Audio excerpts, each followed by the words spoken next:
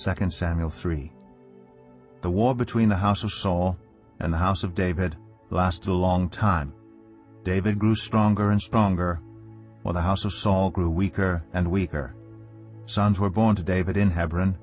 His firstborn was Amnon, the son of Ahinoam of Jezreel. His second, Cheliab, the son of Abigail, the widow of Nabal of Carmel. The third, Absalom, the son of Maacah, daughter of Talmai, king of Geshur. The fourth, Adonijah, the son of Haggith. The fifth, Shephatiah, the son of Abital. And the sixth, Ithream, the son of David's wife, Eglah. These were born to David in Hebron. During the war between the house of Saul and the house of David, Abner had been strengthening his own position in the house of Saul. Now Saul had a concubine named Rizpah, daughter of Aiah. And Ishbosheth said to Abner, "Why did you sleep with my father's concubine?" Abner was very angry because of what Ishbosheth said, so he answered, "Am I a dog's head on Judah's side? This very day I am loyal to the house of your father Saul, and to his family and friends. I haven't handed you over to David. Yet now you accuse me of an offense involving this woman. May God deal with Abner, be it ever so severely, if I do not do for David what the Lord promised him on oath, and transfer the kingdom from the house of Saul, and establish David's throne over Israel and Judah from Dan to Beersheba." Ishbosheth did not dare to say another word to Abner, because he was afraid of him. Then Abner sent messengers on his behalf to say to David, "Whose land is it? Make an agreement with me, and I will help you bring all Israel over to you." "Good," said David, "I will make an agreement with you. But I demand one thing of you. Do not come into my presence unless you bring Michal, daughter of Saul, when you come to see me." Then David sent messengers to Ishbosheth, son of Saul, demanding, "Give me my wife Michal, whom I betrothed to myself for the price of 100 Philistine foreskins." So Ishbosheth gave orders and had her taken away from her husband Paltiel, son of Laish. Her husband, however, went with her, weeping behind her all the way to Bahurim. Then Abner said to him, "Go back home." So he went back. Abner conferred with the elders of Israel and said, "For some time you have wanted to make David your king. Now do it.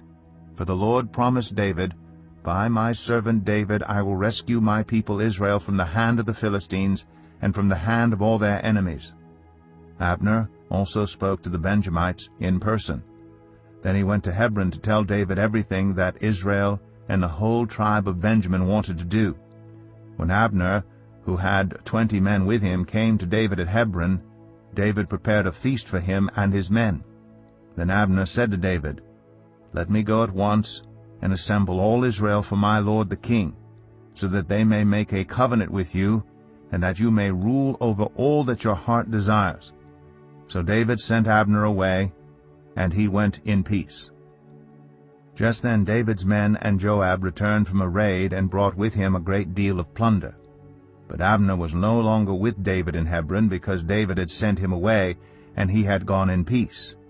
When Joab and all the soldiers with him arrived, he was told that Abner, son of Ner, had come to the king, and that the king had sent him away, and that he had gone in peace.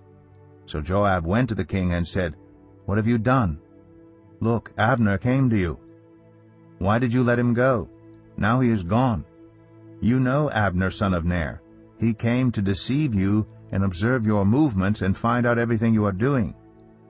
Joab then left David and sent messengers after Abner, and they brought him back from the cistern at Sirah.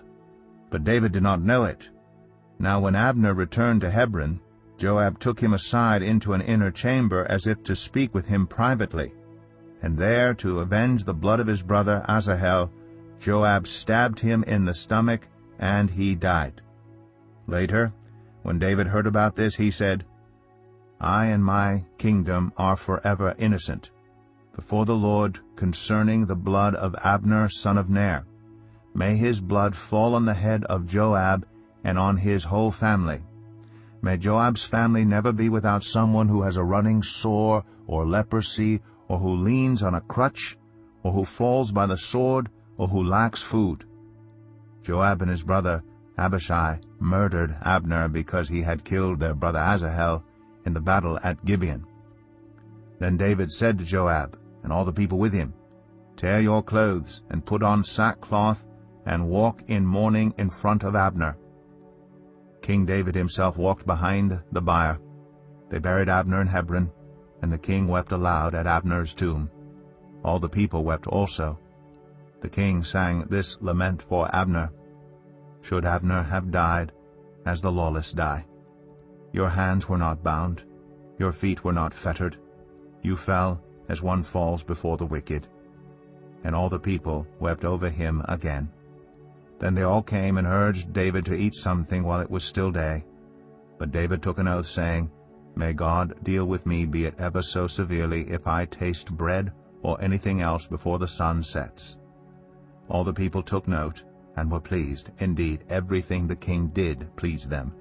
So on that day all the people there and all Israel knew that the king had no part in the murder of Abner, son of Ner. Then the king said to his men, "Do you not realize that a commander and a great man has fallen in Israel this day? And today, though I am the anointed king, I am weak, and these sons of Zeruiah are too strong for me. May the Lord repay the evildoer according to his evil deeds."